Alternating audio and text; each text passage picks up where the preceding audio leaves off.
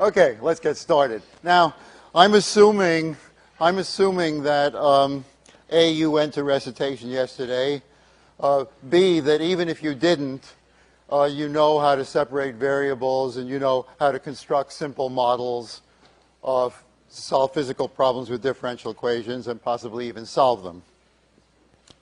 So you should have learned that either in high school or 1801 here, yeah. So I'm going to start from that point. Assume you know that. I'm not going to tell you what differential equations are or what modeling is. If you still are uncertain about those things, the book has a very long and good explanation of it, and just read that stuff. So we're talking about first order ODEs. ODE, I'll only use two acronyms. ODE is ordinary differential equations. I think all of MIT knows that, whether they've been taking it course or not. So we're talking about first order ODEs.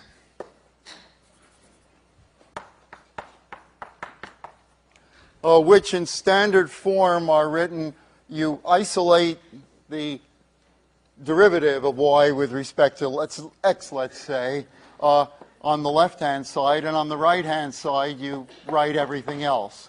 You can't always do this very well, but for today, I'm going to assume that it has been done and it's doable. So, for example, some of the ones that will be considered either today or in the problem set are things like, y prime equals x over y. That's pretty simple. The problem set has y prime equals, let's see,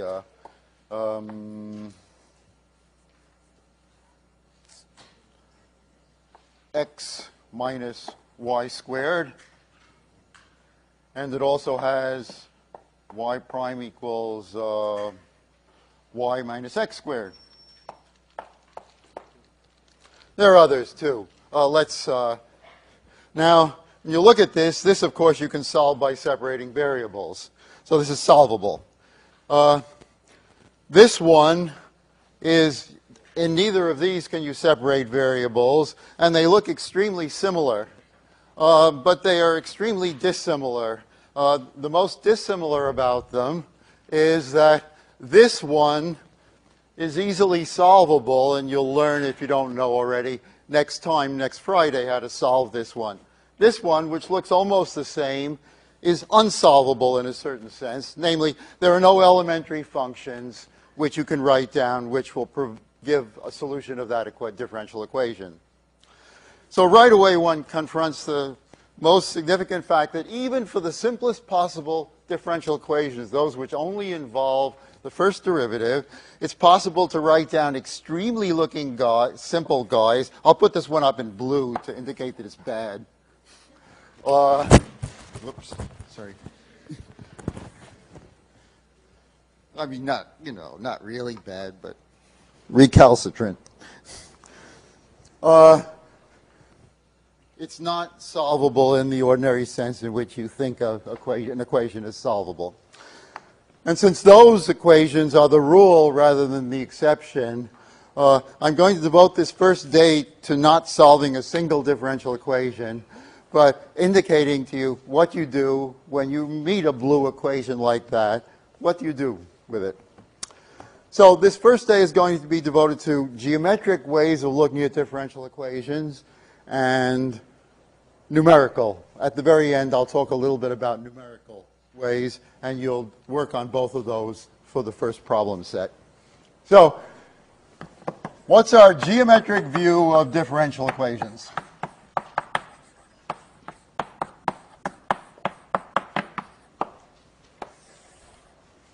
Well, it's something that's contrasted with the usual procedures by which you solve things, and find elementary functions which solve them. I'll call that the analytic method. So on the one hand, we have the analytic ideas in which you write down explicitly the equation y prime equals f of x y. And you look for certain functions which are called its solutions. Now, so there's the ODE.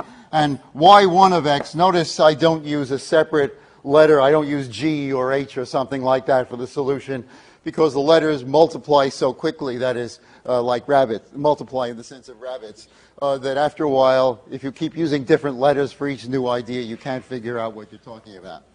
So I'll use y1 means it's a solution of this differential equation. Of course, the differential equation has many solutions containing an arbitrary constant. So we'll call this a solution. Now, the geometric view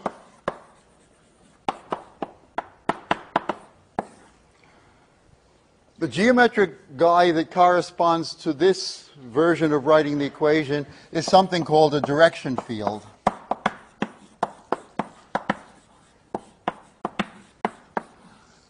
And the solution is, from the geometric point of view, something called an integral curve.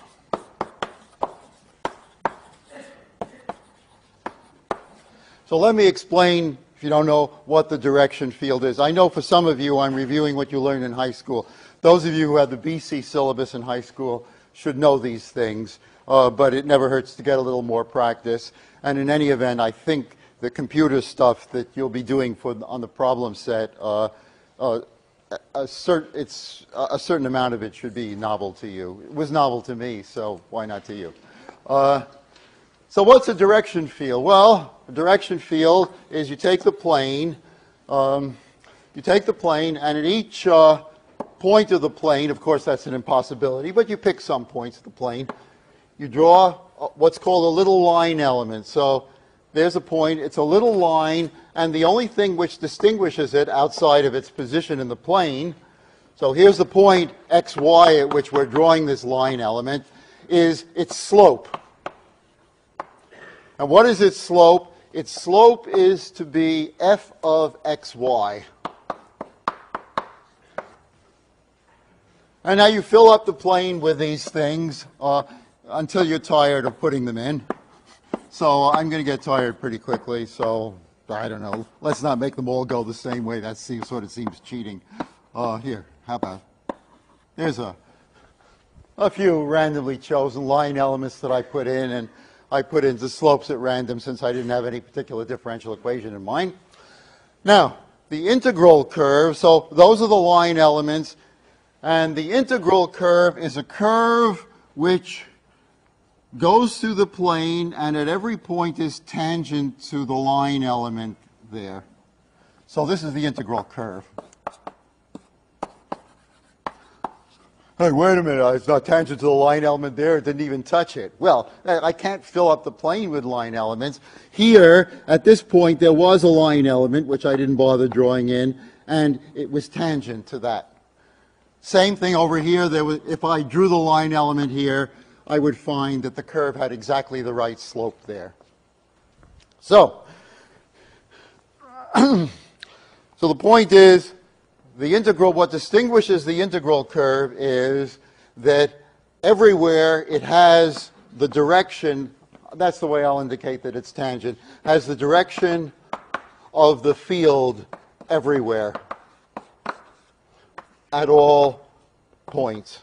At all points on the curve, of course. Where it doesn't go, it doesn't have any mission to fulfill. Now, I say that this integral curve is the graph of the solution to the differential equation.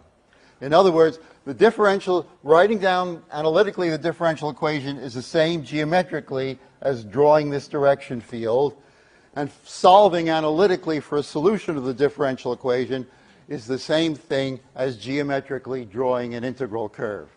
So what am I saying? I say that in integral curves, all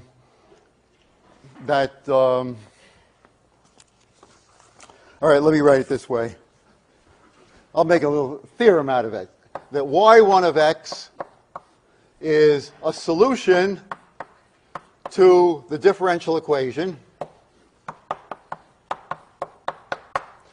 if and only if the graph, the curve associated with this, the graph of y1 of x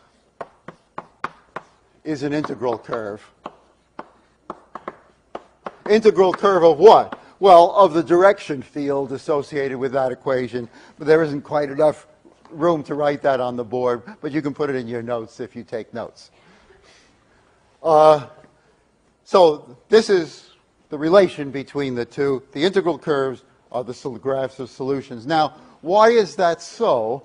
Well, in fact, all I have to do to prove this, if you can call it a proof at all, is simply to translate what each side really means. What does it really mean to say that a given function is a solution to the differential equation?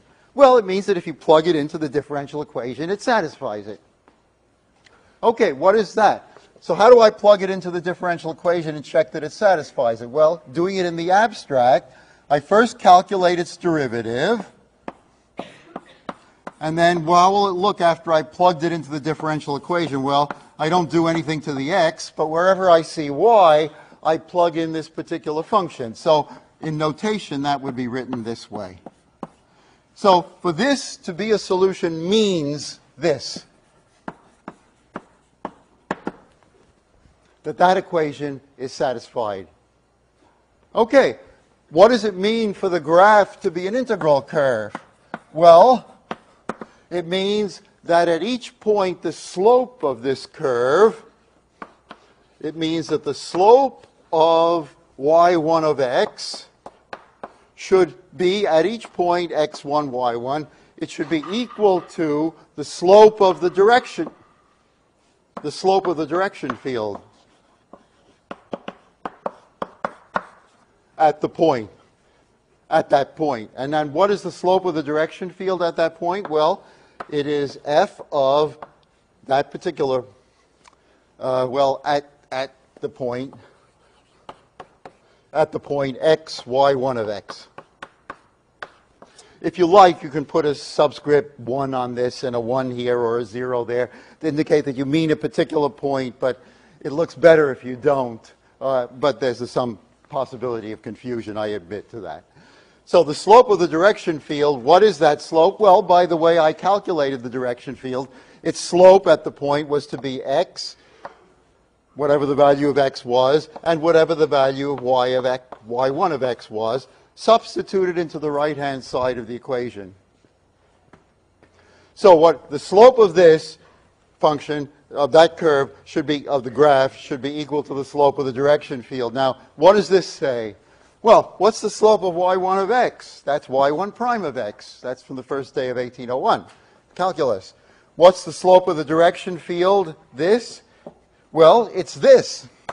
And that's what the right-hand side. So saying these two guys are the same, are equal, is exactly analytically the same as saying these two guys are equal.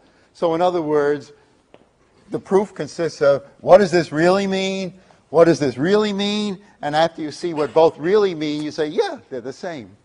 So I don't know how to write that. It's okay. Same. How's that? This is the same as that. Okay. Well, this leaves us, the interesting question is, how do you draw a direction field? Well, this being 2003, mostly computers draw them for you. Nonetheless, you do have to know a certain amount. I've given you a couple of exercises where you have to draw the direction field yourself. This is so you get a feeling for it, and also because humans don't draw direction fields the same way computers do. So let's first of all, how do computers do it? They are very stupid. There's no problem.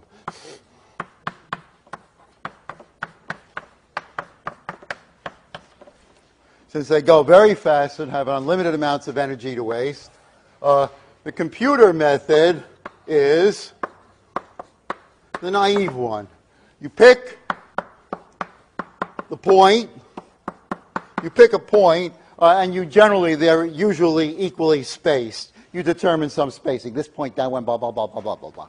Equally spaced. And at each point, it computes f of xy at the point. Finds means it computes the value of f of xy, that function. And the next thing is, on the screen, it draws at xy the little line element having slope f of xy. In other words, it does what the differential equation tells it to do, and the only thing that it does is you can, if you're telling the thing to draw the direction field, about the only option you have is telling what the spacing should be. And sometimes people don't like to see a whole line, they only like to see a little bit of a half line. And you can sometimes tell, according to the program, tell the computer how long you want that line to be, if you want it teeny or a little bigger. And once in a while you want an arrow on it, but not right now. Okay, that's what a computer does. Now, what does a human do? This is what it means to be human. You use your intelligence. From the human point of view, this stuff has been done in the wrong order. And the reason it has been done in the wrong order, because for each new point, it requires the recalculation of f of x and y. That is horrible.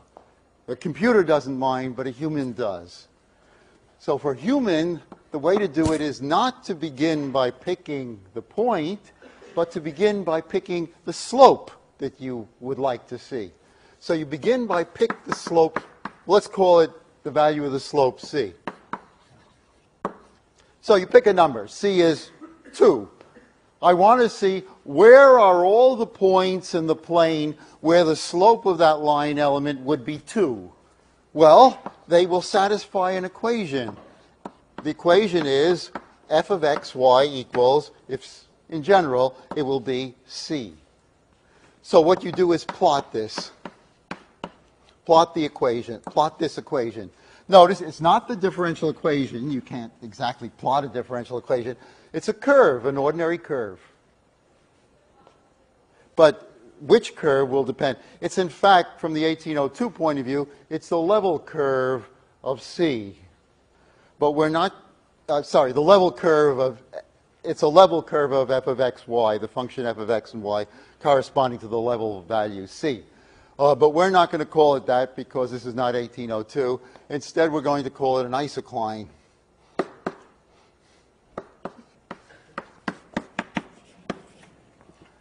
And then you plot, well, you've done it. So you've got this isocline, except I'm going to use solution curve, solid lines only for integral curves.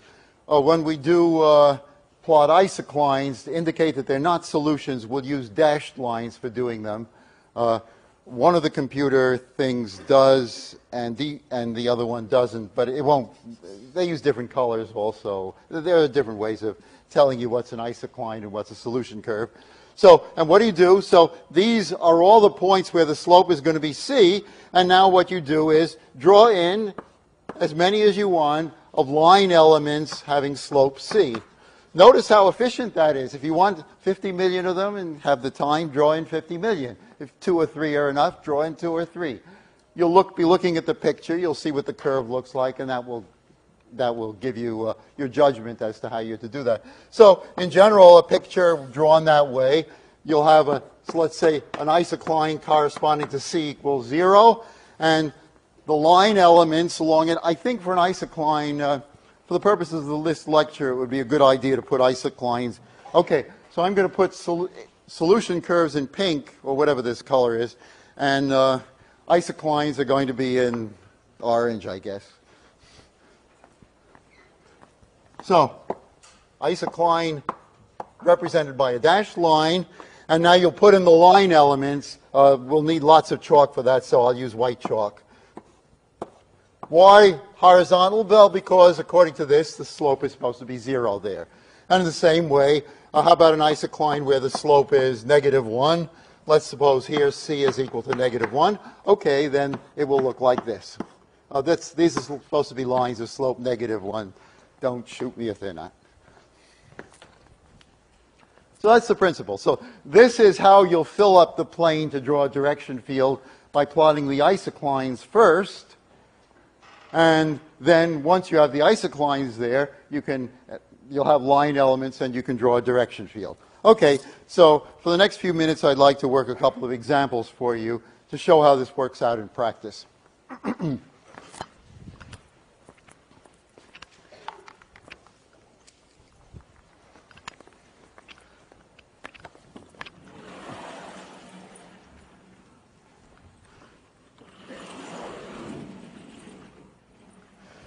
So the first equation is going to be y prime equals minus x over y.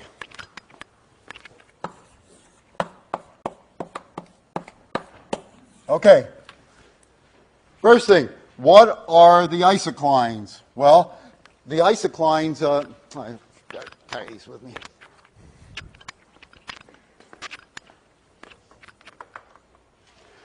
The isoclines are going to be y, well, negative x over y is equal to c. Maybe I better make two steps out of this. Minus x over y is equal to c. But of course, nobody draws a curve in that form.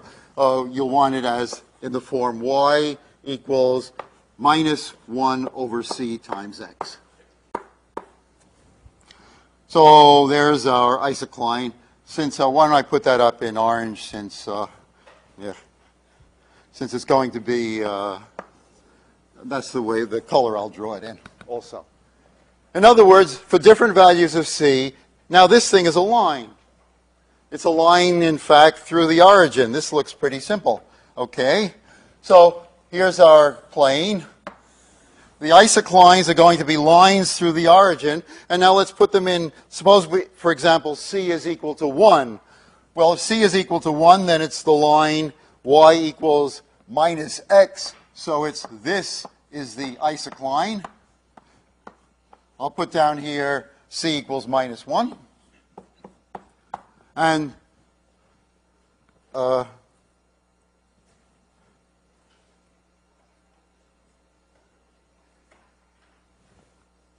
along it, the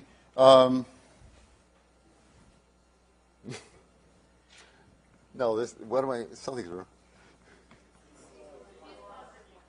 I'm sorry?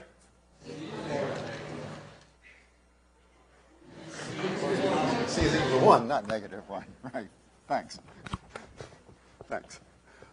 So c equals 1, so it should be little line segments of slope 1 will be the line elements, things of slope 1. Okay, now how about c equals negative 1? If c equals negative 1, then it's the line y equals x. And so that's the isocline. Notice still dashed because these are isoclines. And not here c is negative 1. And so the slope elements look like this. Notice they're perpendicular. Now, notice that they're always going to be perpendicular because to the line, because the slope of this line is minus 1 over c, but the slope of the line element is going to be c. Those numbers, minus 1 over c and c, are negative reciprocals, and you know the two lines whose slopes are negative reciprocals are perpendicular. So the line elements are always going to be perpendicular to these, and therefore I hardly even have to bother doing any more calculation. Here's going to be, well, how about this one? Here's a controversial isocline. Is that an isocline? Well, wait a minute. That doesn't correspond to anything looking like this. Aha, but it would if I put c multiplied through by c, and then it would correspond to c being 0. In other words, don't write it like this. Multiply through by c, it will read cy equals negative x, and then when c is 0, I'll have x equals 0, which is exactly the y-axis. So that really is included. How about the x-axis? Well, the x-axis is not included. However, most people include it anyway. This is very common to be a sort of sloppy and bending the edges of corners a little bit, and hoping nobody will notice. We'll say that corresponds to c equals infinity. I hope nobody wants to fight about that. If you do, go fight with somebody else. So if C is infinity, that means the little line segment should have infinite slope, and by common consent, that means it should be vertical. And so we can even count this as sort of an isocline, and if, I'll make the dashes smaller to indicate it has a lower status than the others. And I'll put this in, do this weaselly thing of putting it in quotation marks to indicate that I'm not responsible for it. Okay, now, we now have to put in the integral curves. Well, nothing could be easier. I'm looking for curves which are everywhere perpendicular to these rays. Well, you know from geometry that those are circles. So the integral curves are circles.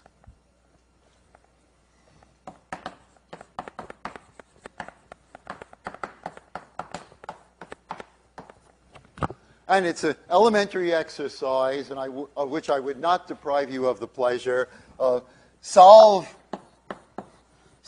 the ODE by separation of variables. In other words, we've gotten so the circles are ones with a center at the origin, of course, equals some constant. I'll call it C1 so it's not confused with this C. They look like that, and now you should solve this by separating variables and just confirm that the solutions are in fact those circles. One interesting thing, and confirm this, I won't do it because I want to do geometric and numerical things today. So if you solve it by separating variables, one interesting thing to note is that if I write the solution as y equals y1 of x, well, it'll look like something like the square root of C1 minus, let's make this squared because that's the way people usually put the radius, minus x squared. And so a typical solution looks like this. Well, what's the solution over here? Well, that one solution only goes from here to here. If you like, it has a negative side to it. So I'll make, let's say, plus. There's another solution which has a negative value. But let's use the one with a positive value of the square root. My point is this, that solution, the domain of that solution, really only goes from here to here. It's not the whole x-axis. It's just a limited piece of the x-axis where that solution is defined. There's no way of extending it further. And there's no way of predicting by looking at the differential equation that a typical solution was going to have a limited domain like that.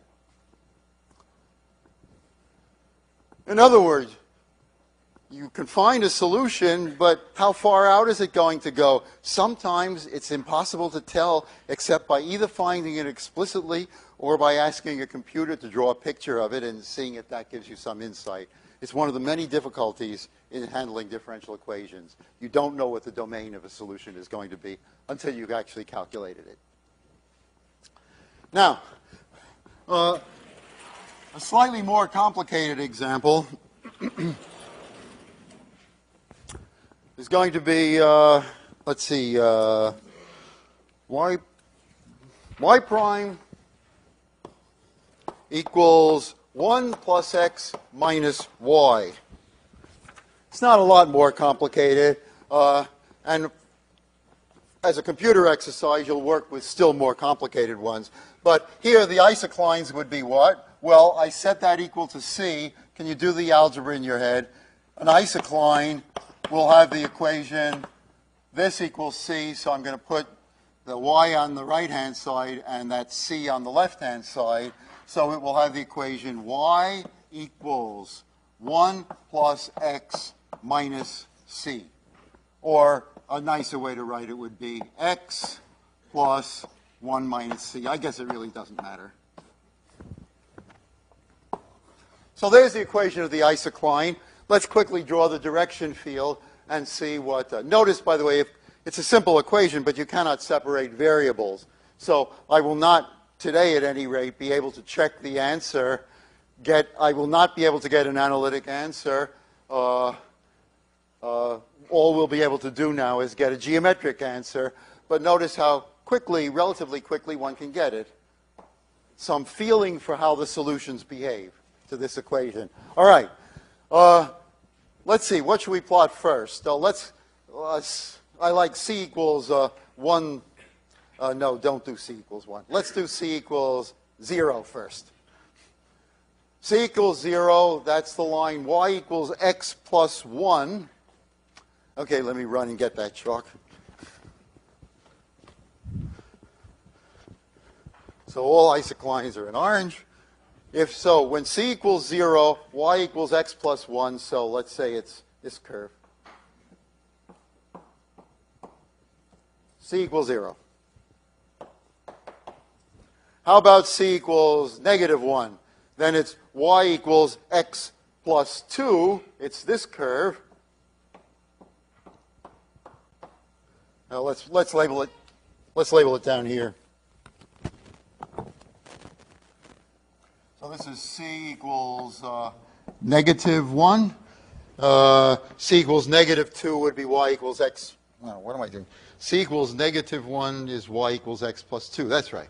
Well, how about the other side?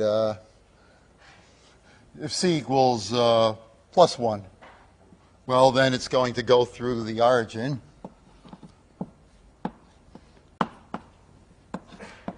Looks like a little more room down here. How about that one must, so if this is going to be c equals 1, then I sort of get the idea. C equals 2 will look like this. They're all going to be parallel lines because all that's changing is the y-intercept as I do this thing. So here it's c equals 2. C equals, that's probably enough. All right, let's put in the line elements. All right, c equals negative 1. These will be perpendicular. C equals 0, like this. C equals 1. Oh, this is interesting. I can't even draw in the line elements because they seem to coincide with the curve itself, with the line itself. They lie along the line, and that makes it hard to draw them in. How about c equals 2? Well, here the line elements will be slanty. They'll have slope 2. So pretty slanty up. And I can see for c equals 3 in the same way, they're going to be even more slantier up. And here they're going to be even more slanty down. This is not very scientific terminology or mathematical, but you get the idea. Okay, so there's our quick version of the direction field. All we have to do is put in some integral curves now. Well, looks like it's doing this. It gets less slanty. Here it levels out, has slope 0. And now in this part of the plane, the slope seems to be rising, so it must do something like that. This guy must do something like this. I'm a little doubtful of what I should be doing here. How about coming from the other side? Well, it rises, gets a little... Should it cross this? What should I do? Well, there's one integral curve which is easy to see. It's this one. This line is both an isocline and an integral curve. It's everything, except drawable. So, okay, you understand this is the same line. It's both orange and pink at the same time, but I don't know what combination color that would make. It doesn't look like a line, but you know, be sympathetic. Now the question is, what's happening in this corridor? In the corridor, that's not a mathematical word either, between the isoclines for, well, what are they? They're the isocline for c equals 2 and c equals 0.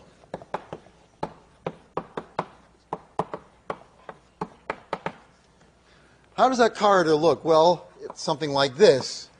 Over here, the lines all look like that, and here they all look like this. The slope is 1, slope is 2. And a hapless solution gets in there. What's it to do? Well, do you see that if a solution gets in that corridor, an integral curve gets in that corridor, no escape is possible. It's like a lobster trap. You know, the lobster can walk in, but it cannot walk out because the things are always going in. How could it escape? Well, it would have to double back somehow, and remember, to escape, it has to be, to escape on the left side, it must be going horizontally. But how could it do that without doubling back first and having the wrong slope? The slope of everything in this corridor is positive, and to double back and escape, it would at some point have to have negative slope.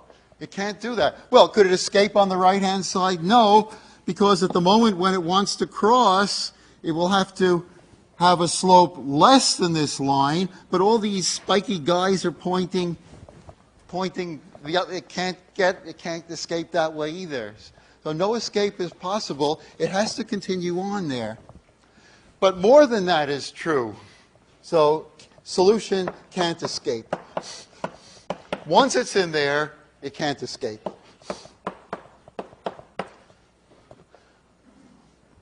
It's like those, what do they call those plants? I forget.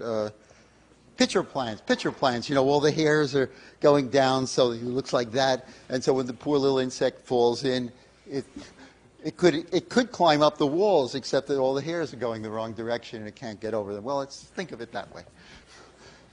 This poor trapped solution. Well, so it does what it has to do. Now, there's more to it than that, and because there are two principles involved here that you should know that help a lot in drawing these pictures.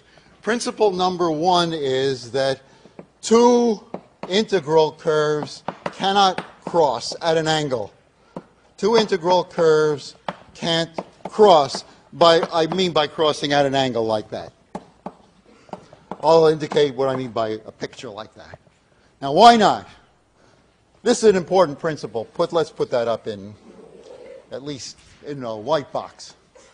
They can't cross because if two integral curves are trying to cross, well, one will look like this because it's an integral curve because it has this slope, and the other integral curve has this slope, and now they fight with each other. What is the true slope at that point?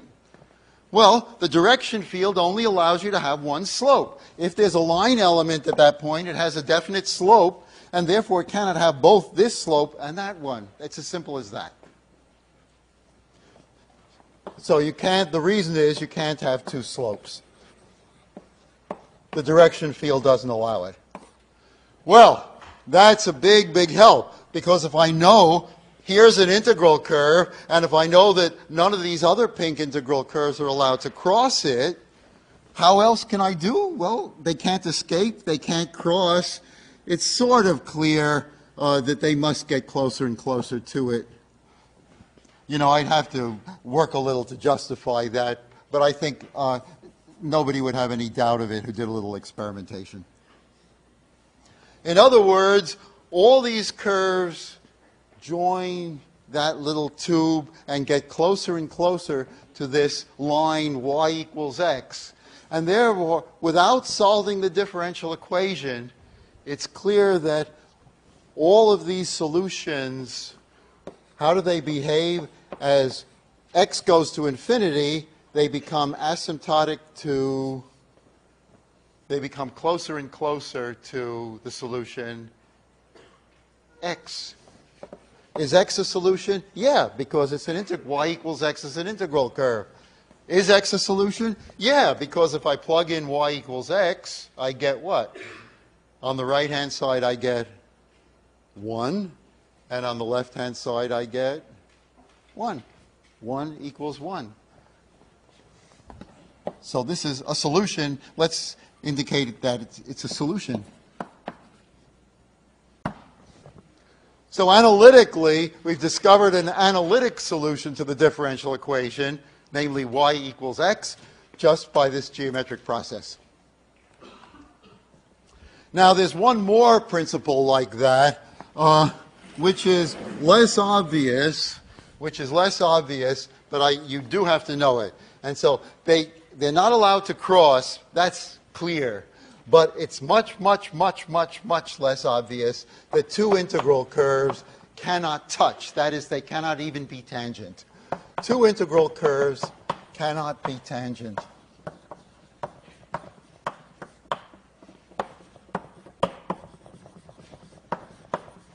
I'll indicate that by the word touch, which is what a lot of people say. In other words, if this is illegal, so is this.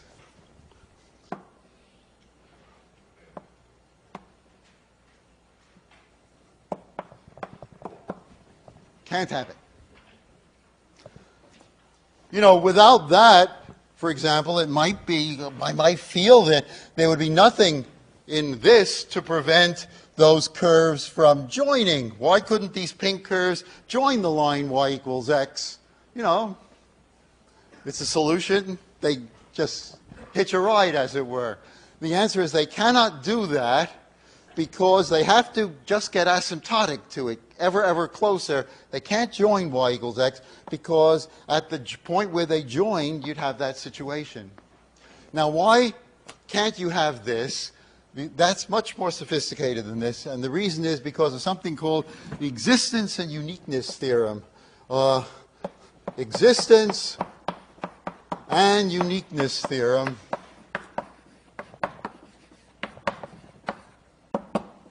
which says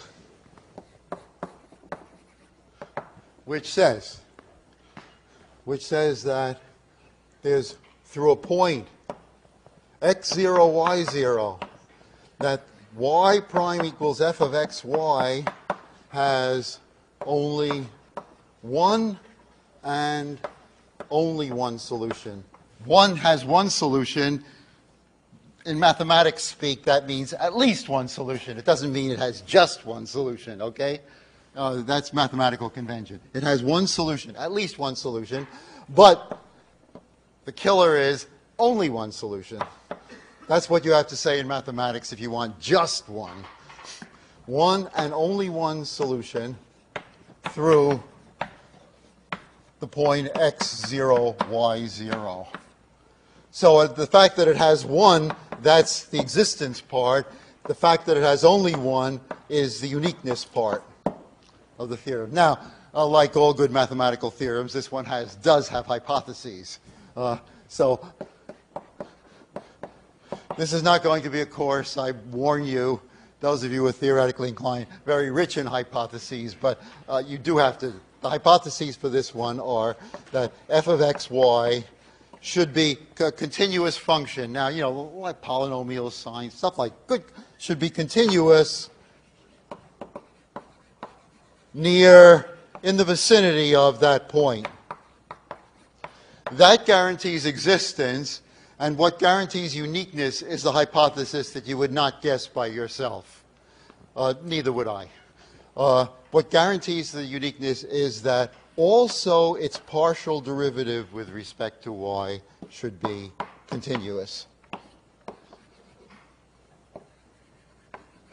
Should be continuous near x0, y0.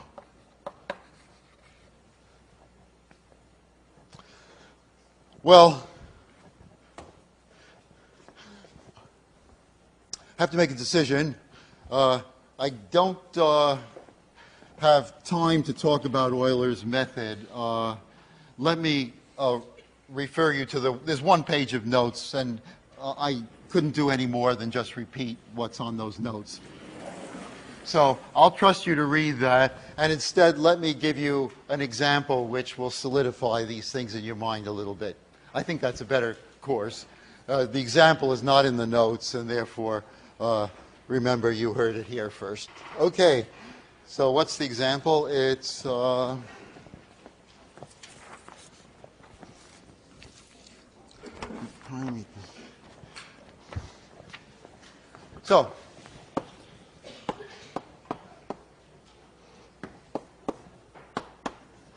there's our differential equation.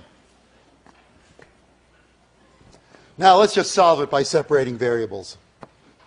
dy, can you do it in your head? dy over dx, put all the y's on the left, it will look like dy over 1 minus y. Put all the dx's on the left, so the dx here goes on the right, rather.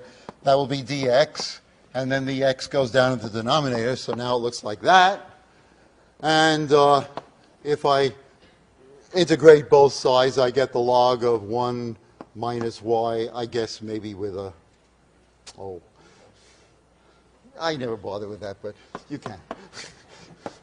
It should be absolute values, but all right, put an absolute value.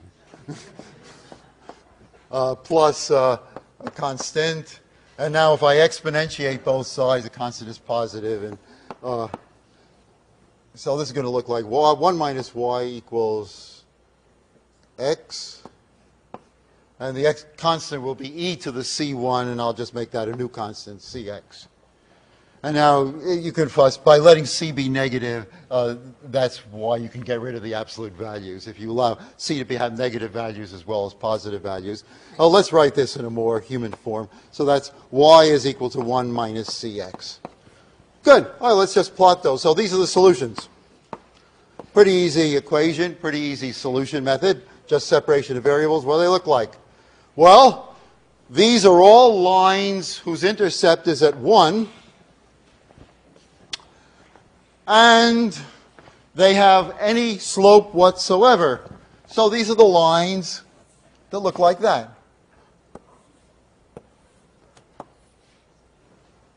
Okay, now let me ask, existence and uniqueness. Existence. Through which points of the plane does a solution go? Answer. Through every point of the plane, through any point here, I can find one and only one of those lines, except for these stupid guys here on the stalk of the flower. Here, there is no, for each of these points, there is no existence. There is no solution to this differential equation which goes through any of these wiggly points on the y-axis. With one exception, this point is oversupplied. At this point, it's not existence that fails, it's uniqueness that fails. No uniqueness. There are lots of things which go through here. Now, is that a violation of the existence and uniqueness theorem? It cannot be a violation because a theorem has no exceptions, otherwise it wouldn't be a theorem. So let's take a look. What's wrong? We thought we solved it, modulo putting the absolute value signs on the log. What's wrong? The answer, what's wrong is, to use the theorem, you must write the differential equation in standard form, in that green form I gave you. Let's write the differential equation the way we were supposed to. It says dy dx equals 1 minus y divided by x. And now I see the right-hand side is not continuous, in fact, not even defined when x equals 0, when along the y-axis. And therefore, the existence and uniqueness is not guaranteed along the line x equals 0, the y-axis, and in fact, we see that it failed. Now, as a practical matter, it's the way existence and uniqueness fails in all ordinary life work with differential equations is not through sophisticated examples that mathematicians can construct, but normally because f of x, y will fail to be defined somewhere, and those will be the bad points. Thanks.